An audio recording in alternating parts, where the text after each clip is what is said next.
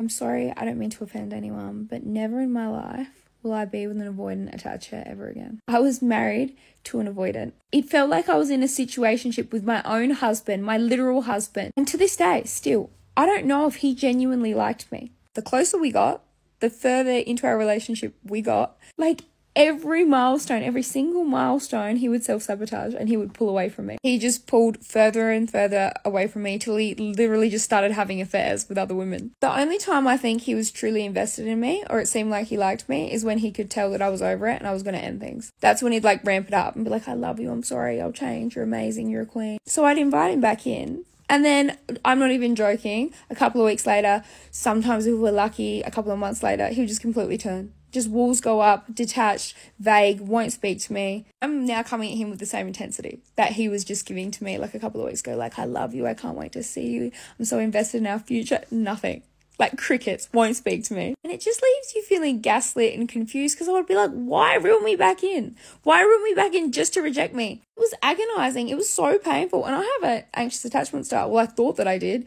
Really, I was just anxious because of his behavior. I genuinely never knew if he truly liked me. The amount of times that I was blindsided in that relationship where I thought that we were just all good. And in his head, he's just decided that he didn't love me anymore and he wants to go be with someone else. Like, for no reason, just randomly. I was completely delulu that I thought that I could change him and make him love me. I thought once we get married, he can't leave. Oh my goodness, was I wrong? I was always one of those people that thought when you get married, that's it. It's a complete commitment on both sides. He was never committed to me. It made him worse. When I married him, it actually made him worse, if that's possible. You will never get past the situationship stage with an avoidant. You will just marry into a situationship, because that's what I did. Imagine being in a situationship with your literal husband.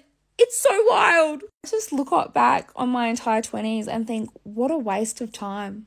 Like, and he's left me with so much trauma that it doesn't matter what relationship I go into, that's always going to be there. I'm always going to be afraid of that impending doom, that someone's just going to turn around and abruptly say that they don't like me anymore. It's a symptom of marrying somebody who is just outside of your league, right? Basically, Chad. So this woman married a Chad, and then she was shocked when he started getting distant, when he started philandering behind her back, not coming home. Wonder how that happens.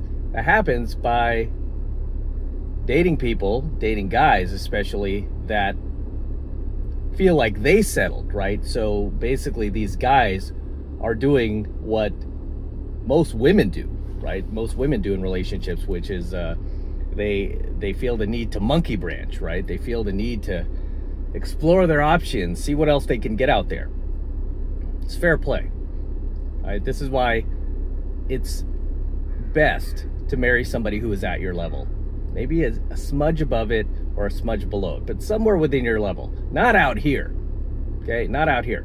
So I don't even know how she convinced this guy to marry her. Maybe she promised him, that he wouldn't have to work so hard. He wouldn't have to put in so much effort. She's easygoing.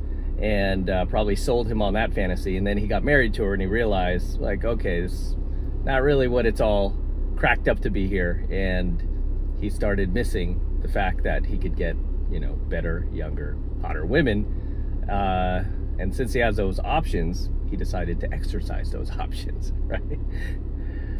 So in any case, this is what happens, ladies, when you marry this guy that probably even had no business dating, right? This is why you kind of should just stay within your level, which is really hard for women these days because of social media, because of dating apps, because of the number of simps out there that are DMing these chicks and telling them how, gorgeous they are, how stunning they are, and oh my gosh, you're a miracle, babe. You're just so excellent looking and all this, and just really blowing up their heads into believing they're something they're not, right? And with a lot of these women, they mistake the fact that they can sleep with these guys with the fact that, they think that these guys want a relationship with them, which they don't, right? Because a guy can easily sleep around with women but not want relationships from any of them, where it's more difficult for women to do that, right? Even today, with all of these thoughts and all of these chicks who are praising their high body counts and all that, you know, deep down they know that, okay, you know, there's something empty about it for them. They can't do it like we can, right? This is why when women cheat, they normally get in a relationship with that guy. Whereas for men, we can cheat and just not even think twice about having a relationship with that girl, right? So this is a symptom of a woman who, like I said, is dating or who married a guy who is far outside of her, you know, well above her pay grade, put it that way.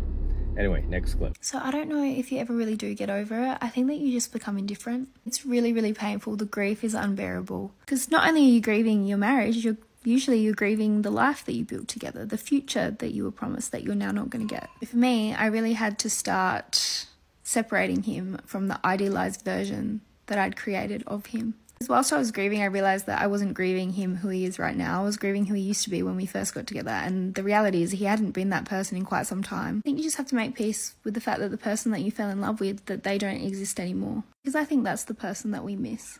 Not the person that left us or that we left or that hurt us. It's the person that we fell in love with that we're grieving.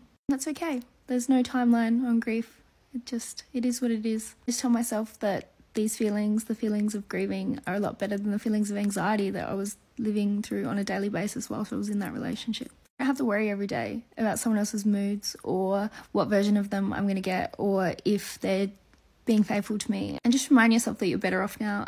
They do say with grief that it takes a year of firsts. So your first Christmas without them, a first birthday without them, all those kind of events. If you can get through them, then you're on your way. And here we have another woman who married a guy who was outside of her league. I mean, simple as that. You know how I can tell?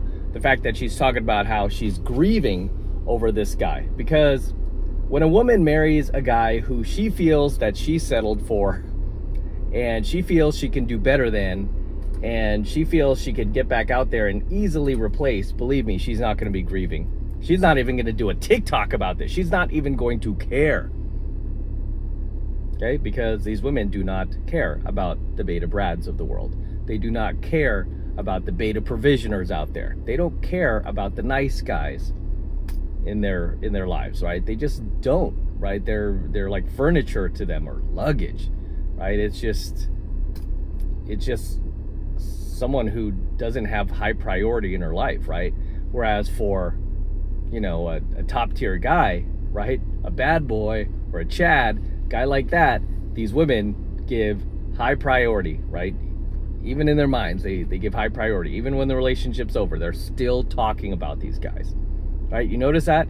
You notice, like, any girls that you've dated in the past, the guys that they rant on about the most, they complain about the most, are these type of guys. Oh my gosh, I can't believe it. Can you believe what kind of man would do this to a woman? Can you believe he stole my credit card? He took some other woman on a date and he just used me. Can you believe any man would do that? But I know you wouldn't. You wouldn't do that to me because you're so nice. And meanwhile, she doesn't give you the time of day, right? But she can't stop thinking about this a-hole, right, that she's yammering on about. So whenever I hear a woman complain about her ex, that tells me, like, this guy got the best of her, right? She was, you know, she's still here, you know, upset about this dude. Even as she is talking about how she's moving on, she's still thinking about the dude who did her wrong, right? Story never ends. I mean, this is why we call them alpha widows, right? We call them alpha widows because that's what they are. Let's be honest. Anyway, next clip. My ex-husband's new girlfriend is so great. Like, she's smart, talented, kind, pretty. She's amazing to my daughter. She's amazing to him. She's just so incredible, patient, funny. Like, he has won the lottery. This woman is incredible. Makes me just want to hug her. Pretty sure she could care less about hugging her ex-husband's new woman. And this may be a ploy for her to befriend that woman so that she can infiltrate and cause chaos in their new relationship, because women cannot be happy for each other. They just can't.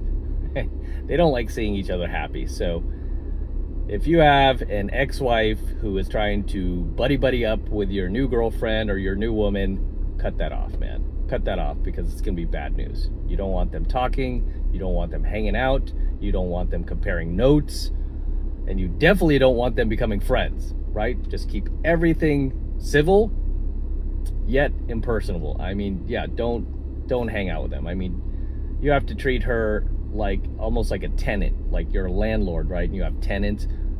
You should know to never befriend your tenants, right? Why? Because if you start befriending your tenants who are paying you rent, they're gonna suddenly stop paying you rent. They're gonna suddenly start coming up with excuses like, oh man, sorry Matt, can't do it this month, man. I'll get you next week. I'll get you next week. Then the following week, same story. That's why you got to keep things professional, where there's no personal relationship, so you don't feel bad when you cut things off, right?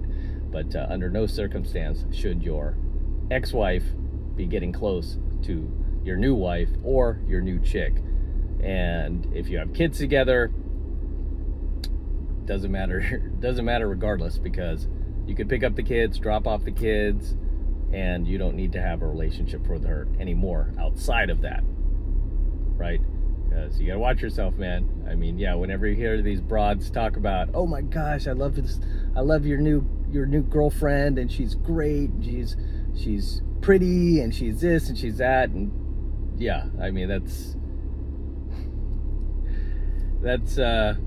language, womanese for I'm about to infiltrate your relationship and sabotage.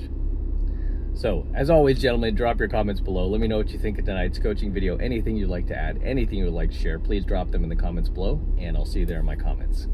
All right, this is M from the 33 Secrets, signing out here with the Lamborghini. Yes, it's my Lambo. Go to Matt Cross Official, my IG, see the entire process of me purchasing this vehicle. It took about 2 months to close, and the same guy who delivered my DeLorean also delivered my Lamborghini. TJ at Florida Exotic Transport. If you ever need to transport a muscle car, exotic car, he's your man. So very excited about this vehicle. It's actually a pretty rare find. It's Rossifesto Red, which is one of the rarest colors for Lamborghini. It's a $14,880 option, believe it or not. I was on a hunt for one for over 2 years, just like I was my DeLorean. Finally found one. It's got super low miles, 11K, not bad. And we're gonna be featuring this car a lot more here on the channel for many years to come. This is gorgeous, isn't it? Whew. Oh my gosh, take a look at this. It hasn't dried yet, but I'm still putting this on there. It's my IG tag. But as always, gentlemen, make sure you smash that like button. Smash that like button below. Do it for the Lamborghini and the DeLorean. I still have it, by the way. I'm not selling the DeLorean. I'll probably keep this car for a little bit, but DeLorean is gonna stay. So we'll get the DeLorean back on here pretty soon. But enjoy the Lamborghini. And again, smash the like button. Smash that subscribe button as well. Helps me out a ton with the YouTube algorithm.